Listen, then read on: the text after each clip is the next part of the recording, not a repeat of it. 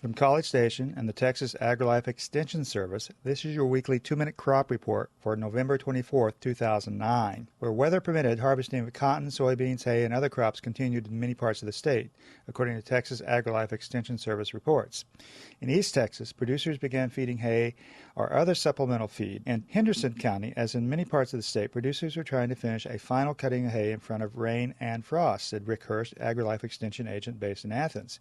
In North Texas, some producers were harvesting soybeans in the mud, said Roger Skipper, AgriLife Extension agent for Fannin County, northeast of Dallas. They're tracking their fields up to get them out. So they're worried about mold? Is that what they're worried about? Some of them are actually molding in rock in the pods back when they were mature, and we had all that rain. We had 2 months of rain. We couldn't even get in there and do anything. We had almost 30 inches of rain between September and October. In the latter part of October, first part of November, we had about 2 weeks of dry spell, and everybody's trying to get in there, so they started going in those fields with those four-wheel drive combines to get them out. Despite the inconvenience, for the most part, rain was welcome as it turbocharged the growth of wheat pastures and other small winter grazing. In the Panhandle, stocker cattle were already on winter wheat pastures, said Brent Bean, AgriLife Extension agronomist based in Amarillo.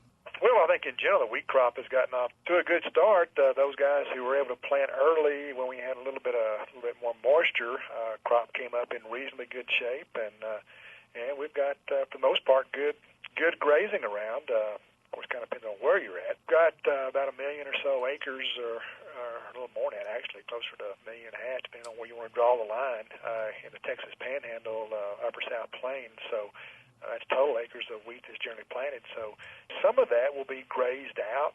Kind of depends on the weather and kind of what happens, what wheat prices are. But probably the majority will pull cattle off come around the 1st of March or so. This is Robert Burns with AgriLife Communications.